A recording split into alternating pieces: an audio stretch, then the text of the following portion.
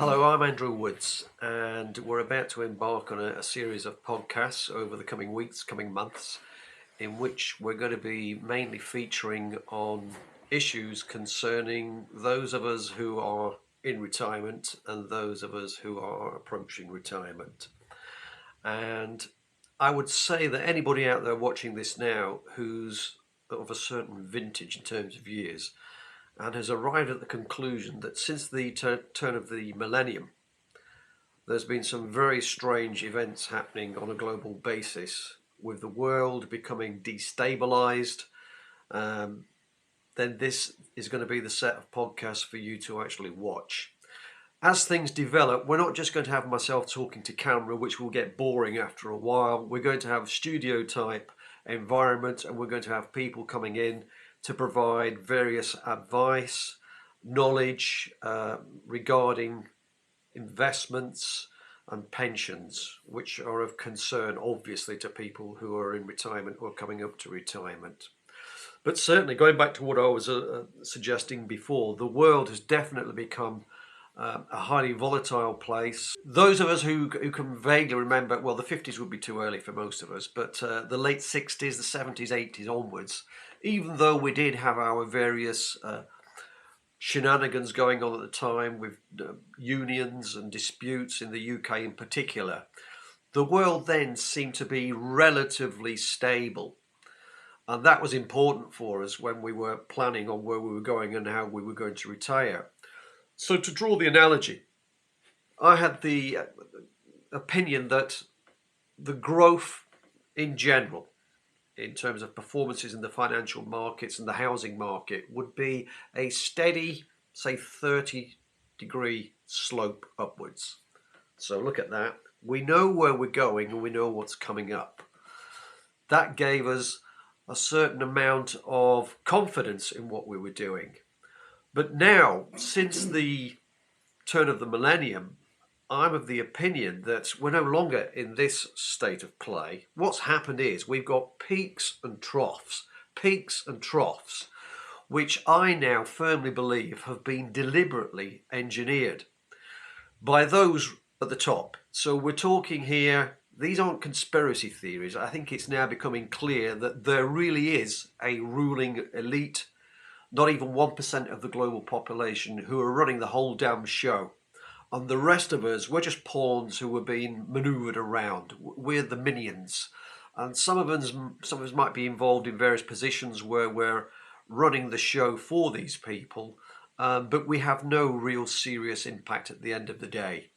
So we're just pawns to be used. And that applies to warfare as well. When you look at what happened in the Iraq war, that was the consequence of the 9/11 attack in New York on the Twin Towers. And I won't go into too much detail about that. But when you do look at that story and what happened, for me, I never used to subscribe to what were called laughingly as conspiracy theories, but I don't think they are conspiracy theories. And I'll give you one specific example. You look at the Twin Towers, the two towers came down after the planes had crashed into them. We were then told what happened was Bush wanted an excuse to invade Iraq, and that was the target. Well, listen to this, because what not a lot of people were told at the time, and it's only become apparent since, and check this out, is that not one of the hijackers on those planes was from Iraq. In fact, the majority of them were from Saudi Arabia, which is supposed to be an ally of the United States.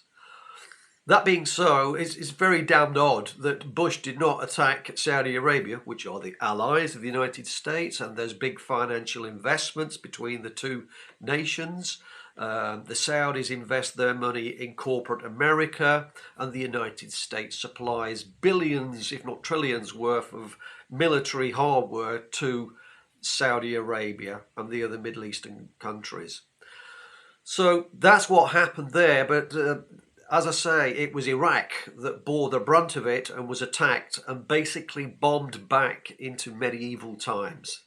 That was done in the name of the American taxpayers, and we Brits as well, we were sucked into it as well under Tony Blair. Many of us remember the myth, as it turned out to be, about the weapons of mass destruction. There were no weapons of mass destruction. There was no real pretext for invading Iraq and killing something like 1 million ordinary citizens like me and you, who had nothing to do with the events of 9/11, but they were held culpable for it. Why I'm mentioning that is because the world is now destabilized. Stability is gone, and I come back to that word I used before, which is everything. Everything seems to be highly volatile, and that is no good to us people who are looking to retirement, and where we used to have that nice slope going upwards when we're going to this. And it doesn't take a genius to work out that when you've got peaks and troughs, if you're actually manipulating the markets so that you create the peak and you create the trough, you at the top of the food chain are the ones who know when to buy and when to sell and when to make your billions of pounds or dollars of profits. And I think one key example there was Mr. Musk, who at one time, not so long ago, bought about, I think it was $1 billion worth of bitcoins, and he announced to the world that bitcoins could be used to buy his electric cars. So this was a classic case of pump and dump. Everybody started piling into Bitcoin. The prices were rising. What happened? Further down the line, Mr. Musk sold his entire tranche of $1 billion worth of Bitcoin, and I think he declared that you could no longer buy his electric cars using Bitcoin. So he made an absolute fortune on that, while others who were not in the know, they weren't manipulating the market, they lost out on it big time. And that's the way the story continues with Bitcoin. And again, this comes back to the theme of what we're discussing here, which is where we're trying to plan in a sensible manner. I'll give you an example of this. I've recently had, over the past 2 years, I've had financial consultants who've approached me, having stupidly filled in a form on the internet where I was looking at various bonds out there, and I filled in the various forms, and the next thing I knew, I was being bombarded with phone calls from financial investment houses, and I nearly got cleaned out completely on a few occasions. And how the hell this is allowed to happen over the internet, I'll never know. But at one stage, just to give you a specific example, I thought I was actually dealing with the Bank of Ireland, and it concerned buying some bonds with the Bank of Ireland. And I was going to invest a lot of money in it until a friend of mine stopped me, and he checked out the bond number that I'd been quoted, and the bond had actually expired the year before.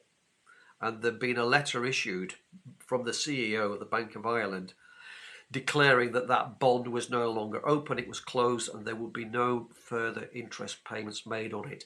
Now, I'm not an expert in finance, but I'm no fool. I'm pretty street savvy, but I could have been caught out on that. And I, in a rage, I contacted it was the FSCS and the FCA in the UK, who are the governing bodies of the financial institutes and the banking system. And I actually volunteered to travel from the north of England down to London to meet this character who was trying to sell me this bond and pay for it in cash. That was going to be my offer to this guy, and meet him at Euston Station the next day. What I wanted to do was set up the perfect sting and record it and catch him red-handed. It wouldn't have benefited me, but this would have been payback time for all those thousands of pensioners out there who've been completely wiped out by characters like this guy who was trying to sell me this bond in a completely fraudulent activity. We could have set up the perfect sting and nailed him. They didn't want to know. I was told I had to report it to the police, so the opportunity was lost. I don't know if that situation applies to your governing bodies in the USA, if anybody's watching from the USA, but perhaps it's a similar story over there. Because certainly, if you look at what happened with the warning shot over the bows for us all was basically in 2001 with WorldCom and Enron going under. At the time, as I remember it, Enron was the biggest US corporate collapse in the history of the nation. And I think that was the biggest corporate collapse globally as of that time in 2001. And then just look at the events that unfolded. They beg a belief, even to a novice who's looking at the way the financial governance operated. And you just need to look at what happened at Enron. So under the guidance of Christian Holmes, make a note of that name, you had the ridiculous scenario whereby Enron had some divisions that were making huge losses. So what they did, I jest ye not, they detached the performance of the loss-making divisions and dumped them into a separate entity, effectively removing those losses from the books of Enron. It doesn't take a genius to work out what happened. That inflated the profitability of Enron, and the ultimate impact of that was the high-ranking executives were paid huge bonuses for the huge profits that they generated. And that happened under the inspection of the consultants at the time. The accountancy firm monitoring events were Arthur Andersen, who significantly no longer exist. But over Arthur Andersen, who would have been paid millions of dollars to audit those books, the question is, what were the Inland Revenue Services of the USA? What were they doing that they allowed this to happen? I think even a first week economics student could tell you, wait a minute, there's a problem here at Enron with what they're doing. You can't remove a loss-making division from a company and dump it somewhere else and inflate the profits. It's just not possible to do that. But that is what happened in the USA, which is arguably the most sophisticated economy on this planet. It happened. That was at Enron, and as I say, that was the warning shot that there was something strange was going to start happening. And at the same time, WorldCom went under as well. Shortly after that, we had 9/11 and the obvious destabilizing events of 9/11. And I mentioned there, not one of those hijackers on those planes that attacked the Twin Towers were from Iraq. Yet Iraq was the country, the sovereign state that was attacked and bombed back into medieval times. That also had a destabilizing effect, and it cost US and UK taxpayers billions of pounds in financing the military offensive in the Middle East and all the fiasco that unfolded from then onwards. And we're still probably paying for that, because I think in the end it ran into trillions of dollars to actually fund that particular war. I was talking before about conspiracy theories, and I was one of those who used to be very skeptical and laugh at a lot of things, but no more, specifically since, as I say, the turn of the millennium. And one of the key giveaways for me, when I really first understood there's something not adding up here, was 9/11. We all know about the Twin Towers. Yet a number of years ago, I was in Mexico on holiday. I got talking to two lawyers from New York, in the USA. I got talking to them on the beach in Mexico, and I was discussing 9/11. And I asked them how many buildings came down, and they looked at me puzzled and said, well, 2. I said, no, you're missing something. There was a third building that came down, which was World Trade Center 7. These were two lawyers, highly educated, younger than me, obviously, and they knew nothing of the third building. Now, when you look at the events, I'm going to summarize it quickly what happened there, but when you look at the story that unfolded with World Trade Center 7, it's laughable that they expect us to believe it, that the fires spread from the 2 World Trade Centers to World Trade Center 7, and the fires spread. What happened ultimately was the steel girders, for the first time ever in the history of high-rise offices, buckled and ultimately collapsed. Well, if you look at the documentaries, podcasts made by Richard Gage, backed up by several hundred renowned world architects and high-rise engineers and specialists, in constructing that type of building. They were basically saying it was impossible that ordinary office fires could have brought down the third building. They stand by the story, and it was never investigated properly. We were given some lame excuses. But the other nail in the coffin there was the fact that I remember watching it at the time. We had a BBC reporter, a lady reporter, talking to camera, beamed back to the UK and the world, live on BBC as the story unfolded on that day, that afternoon. And we had her reporting 2 buildings have come down, and also a third building, World Trade Center 7, has also collapsed as well. As she actually reported that, there behind her, over her left shoulder, was World Trade Center 7 building still standing in situ.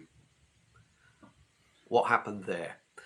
Shortly after that, the transmission was lost, it was dropped, and the stories being given by the BBC was that there was some time lapse, some mistakes had occurred, and the entire story, it just did not add up. And then you look at the conspiracy theories, and I'm not going to go on too long about this because there's other issues I want to go on to in a moment, but you look at the owner of the Twin Towers and the third World Trade Center 7, all owned, the leaseholds owned by a certain chappie called Larry Silverstein. Now, check this out. Don't take my word for it. Check it out yourselves.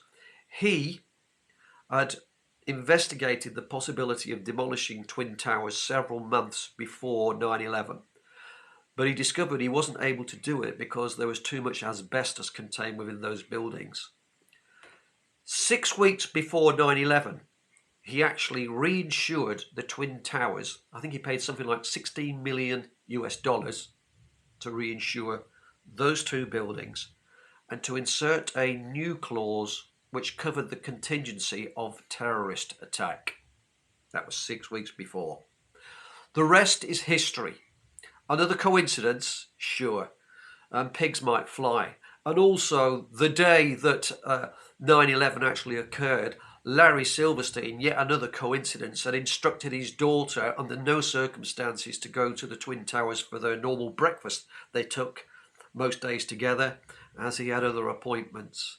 That was the day of the collapse. Again, they must think we were born yesterday. There's too many coincidences here.